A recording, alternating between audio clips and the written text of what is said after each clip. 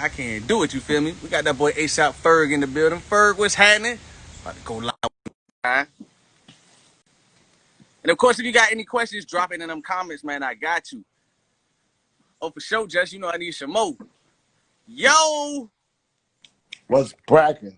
And what's going on with you, my guy? Appreciate you checking in. You already know. I started trying to air real keep us in the man. I gotta freeze real quick on them. What's good, man? And I had to check out the project that I was riding up there on the way to. I'm in Atlanta right now. Had a chance to check out the project, bro. You went in that one, like that one you got with Miss Mulatto. It is. Yes. Yes. Crazy. And with Diddy, with Hectic. And it's called In It. In It. Yeah, In It. He went crazy on that one. And the one with Diddy, like, how did that come about? Like, well, you know, I'm not sure if you knew, but Puff made the Bad Boy logo for my dad.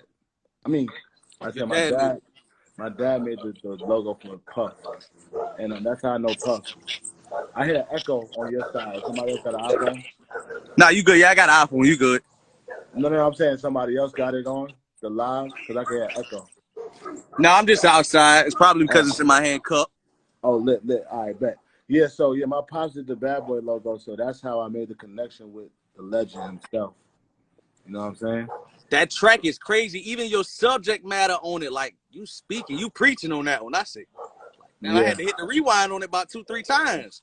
You know what I realized is like I always talk about what I see on one side of things, like as far as like the glitz and the glam. But for me to talk about the current events and what was happening with Black Lives, people never really heard me speak on that. Yeah. I thought it was a great opportunity, and it felt different when I actually said it, because it's on my mind all the time, but I don't actually say it because I'm one of the people that always look at the lighter and brighter side of things. I'm not always trying to, I'm trying to bring the energy to the party. I'm not trying to take the energy away and make people down. But with this one, it was like I had to say something and release and for it to be therapeutic for myself. Because, I didn't know. And, we still don't kind of know where everything is heading. So it was like, it was one of them things where I had a lot of energy and I'm like, yo, this shit is hectic, man. I just want to talk about it.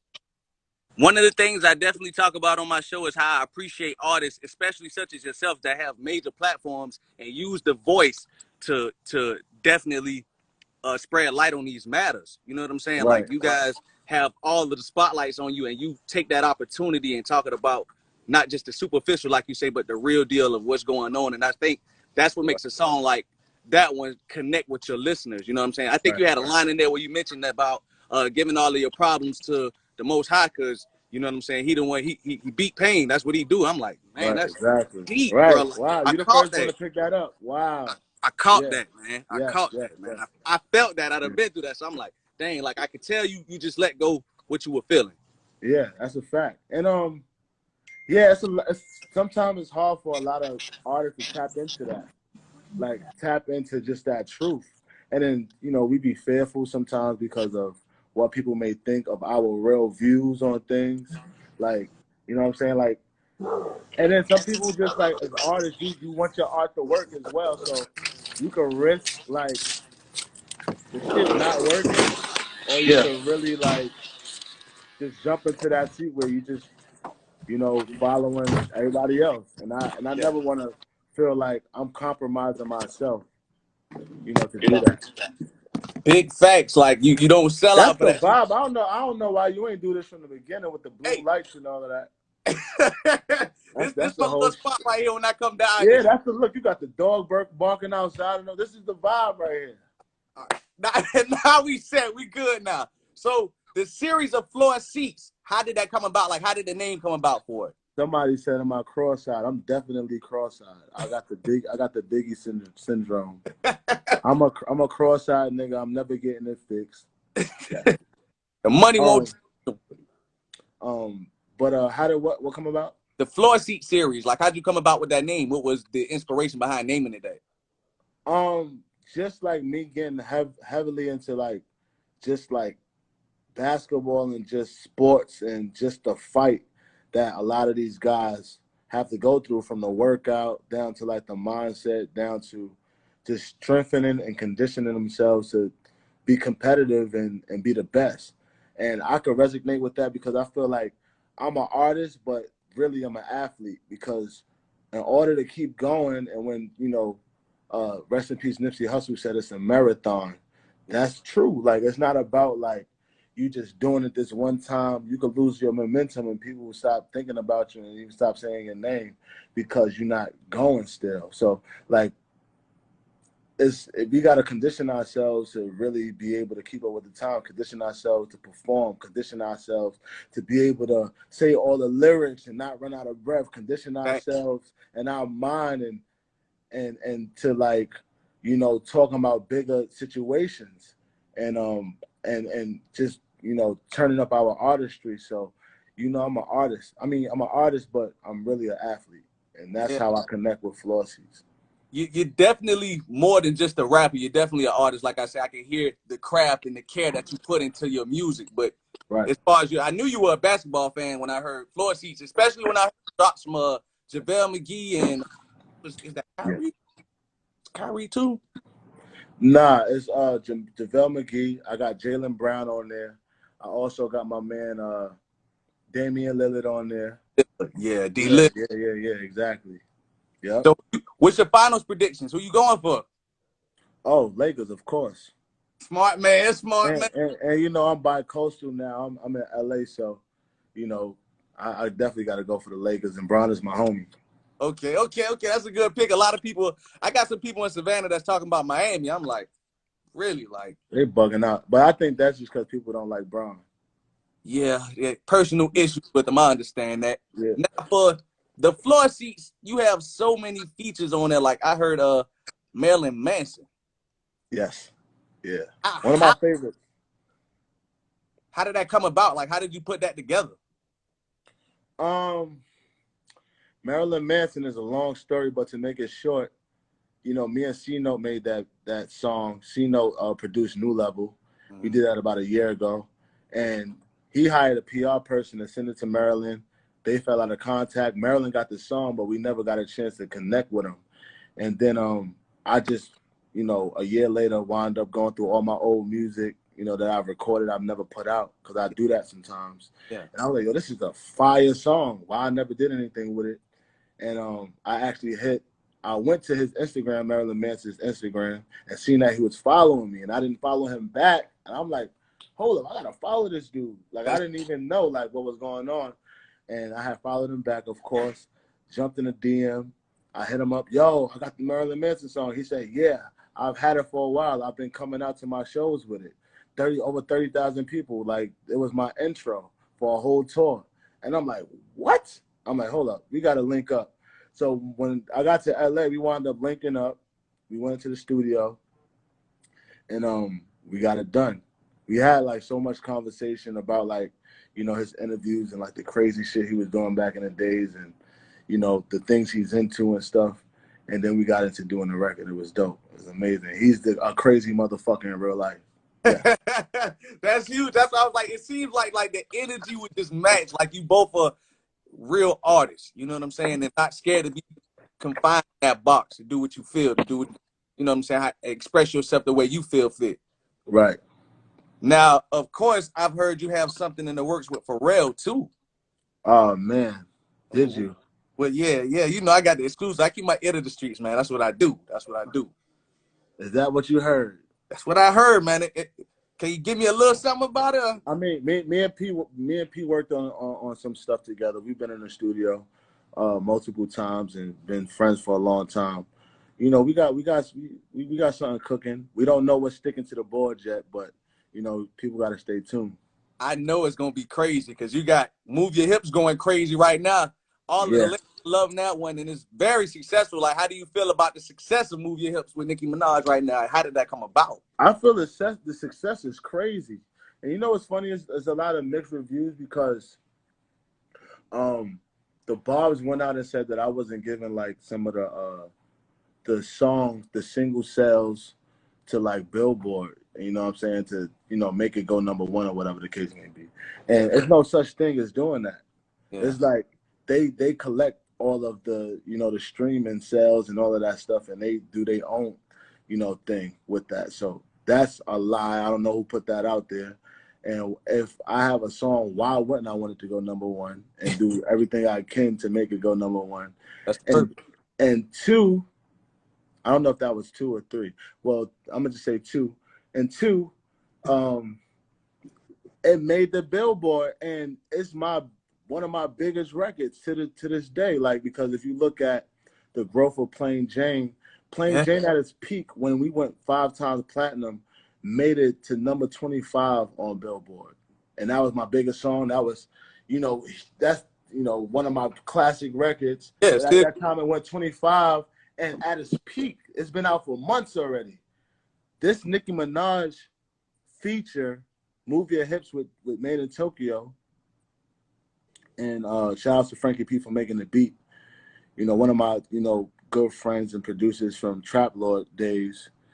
He blessed us with this, but this song went #10 first week. First week, and without no months, no nothing. Yeah. Yeah. Yeah. Yeah. Plain Jane, everybody, the world knows Plain Jane. Yeah. They do. They do. And that went 25 in months. And Move Your Hips went to #10 in a week. I think that's a hell of a growth, and we evolved. I think that we've transcended, and everything. I think is a huge success. I think it's more than 100% success. So I love the song. The song is fire. Yeah, it The is. visual is fire. You know what I'm saying? I shot a film to it, a short film, and you know, I'm an artist, so I'm going to express myself in different ways. You know what I'm saying? I'm not trying to do the norm, what everybody's used to doing. I want to stick out like a sore thumb. That's what you're supposed to do. You're definitely doing it, in the consistency, staying down. I feel like it's always a light at the end of the tunnel for everybody. You know what I'm saying? Right. Playing That's offending. stuck with it, but hopped on with Nicki Minaj, staying consistent in it. I mean, Move Your Right. Hips. I can't go to the club and not hear that song. You know what I'm saying? Like, it's going crazy right now. That's a Fendi and Fenty fact. And listen, I ain't been to Atlanta because that's the only place where you can go to the club. But I'm pretty sure, you know, strippers is dancing to it Man, come on, and man. moving their hips to it, and you know, it's turned up. We got all of them, the Southern hospitality. Come We on, got, man. you know, them Georgia peaches going crazy to it. You You know, we got best, the the people best. around the world moving their hips in their house, you know, during quarantine. So, you know, I'm pretty sure it's doing what it's doing. That was another question I was going to ask you. With the whole COVID-19 situation kind of slowing everything down, like, how have you adapted? Like, how has it affected your career, and have you taken this quarantine time to work on yourself and the music? Hell yeah. I mean, I had no choice. We was all locked in. First 3 months, I didn't know what to do with myself because, you know, when you're an artist, you gain access that you never had. You're able to do things that you never did, eat at places you've never been able to afford to eat at, fly to places you've never been to. Yeah. So, you know, my lifestyle is just dramatically changed so fast. I didn't even realize how much it changed. Yes, So, sir. like, you know, going from a Harlem kid that was, you know, living in his mom's house, and then like traveling the world, my first tour being with Drake, and then like, you know, doing some runs with Rihanna and Rocky, and, you know, at the same time touring with Juicy J, you know, for my first, you know, solo tour, and then you know, all of these different tours, I never got a chance to rest.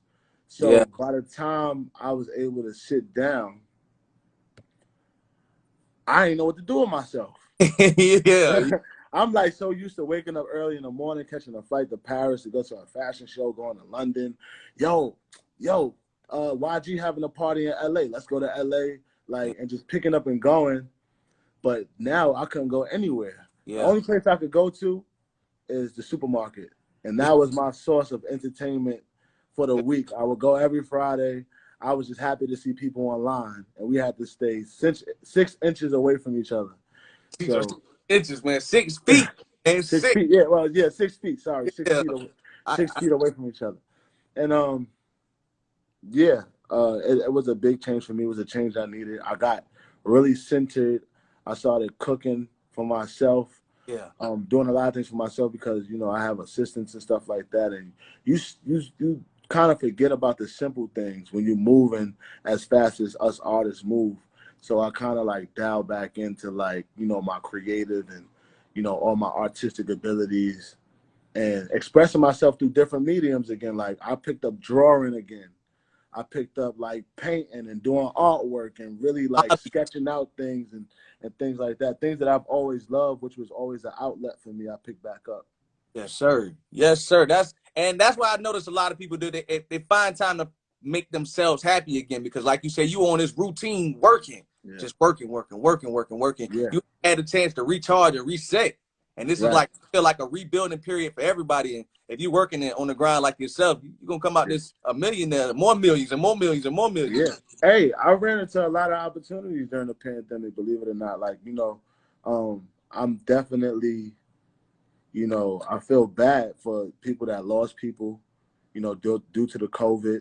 Yeah. And I feel bad about people that lost people, you know, during the whole Black Lives Matter, you know, thing.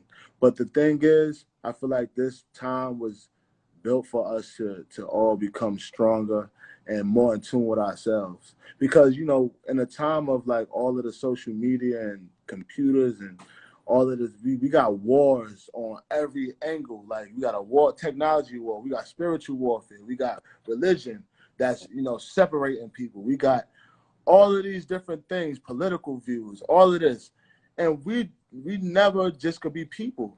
Yeah. And like and have feelings and, you know, really could think for ourselves because there's so much shit that's being put on us. So we don't know what to think a lot of times. I think that creates depression and people be wilding out and all of that.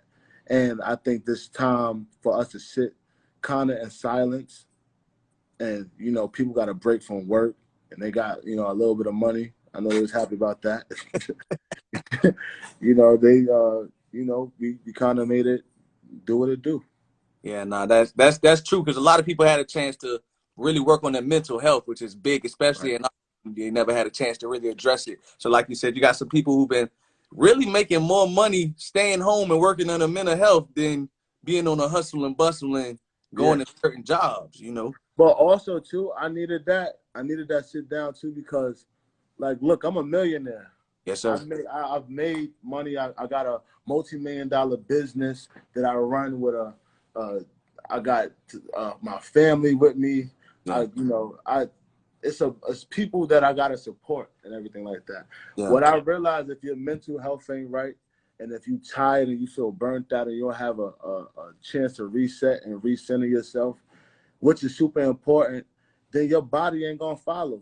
If your mind break down, then your body is gonna follow and you can't do it.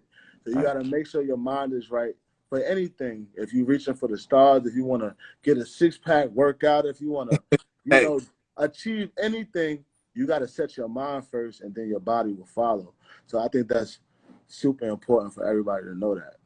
real wise words. Now, before I let you go, I always ask every artist that I do an interview with because I'm from Savannah, Georgia. I have a lot of aspiring artists that always wonder how did you or want advice as to how do you get the level that you're on. Um, Always paying attention to what's around me. Always being conscious of what's around me. Like I'm one of them people that I ask mad questions. I don't even care if it sounds stupid. Like, and I wanna bring up forthcoming. Like when the dude hit me with, I don't know if you heard about the I forget his name, but he hit me with he said, "Yo, your forthcoming album." And then I came back. I just woke up that morning. I use that as an excuse, but I really didn't know what forthcoming meant. Yeah. I think that's important. Like I think that's important. Like, and I'm pretty sure a lot of people ain't know what forthcoming meant. And like I'm coming out and saying I didn't know I never used that word before. So when he said forthcoming, I'm like, oh shit, nah, bro, this is my second album. He's like, well, that's what I meant. And I'm like, oh shit. And then that shit just made it everywhere. They start trolling me everywhere. And it was so funny. That's when I learned the internet. I'm like, these people is undefeated. Yeah. You know what I'm saying? They gonna have a fucking kick out of you. And yeah, like I don't know everything. People don't know everything, and it's all right not to know everything. Right. So I don't have a question about asking any. I mean, it's no question that I have all. Like I will ask any question. Like I don't care if it sounds stupid or whatever the case may be. I'll ask it because if I don't know, then I have to find out. That's facts. Like a lot of people feel like it is no such thing as a stupid question. Number one, if you don't know, Right. like you can't assume that. People assume that people know. Sometimes you can't. You know what I'm saying? If I don't know, I'm gonna ask the same way because I'm thirsty for knowledge and wisdom myself. But that's wise words because there's a lot of artists that are struggling and trying to figure out, okay, what do I need to do? A lot of them just gotta learn. Yeah. Know it all. Right. But I ain't gonna hold you up too much more, man. I just appreciate you. Dope album, Floor Seats 2. Of course, for everybody tuning in, make sure you go stream that, man. And of course, Yeah. ASAP, I appreciate you tuning in with me, man. Appreciate you. Yeah, you know. Make sure y'all go listen to that Floor Seats 2. Dennis Rodman video out right now. We also got Move Your Hips video out right now. We also got No Ceilings with, Wayne J. Guapo out right now. Shout out to Nicki Minaj for being a part of the project. Shout out to Tyga. Shout out to Marilyn Manson. Shout out to Diddy. Shout out to Lotto. All your favorite artists, classical artists, legendary artists, and as well as up-and-coming artists. And I just want to say that Dennis Rodman video is crazy. So I want everybody to go tune into that. And I got the legendary Dennis Rodman a part of the shout out to JaVale McGee, for being a part of that, part of the legendary Lakers team. Shout out to my boy JB, Jaylen Brown, Boston Celtics in the building. Shout out to my boy Damian Lillard, man, for being a part of the project. I appreciate all of y'all. And all of the fans, shout out to y'all because we would be nobody if it wasn't for y'all. So shout out to y'all. Love. And we appreciate that, man. When you come to Savannah, come kick it with me, man. You already know. That's for sure. All right, my brother. Stay safe. All right, you already know. All right.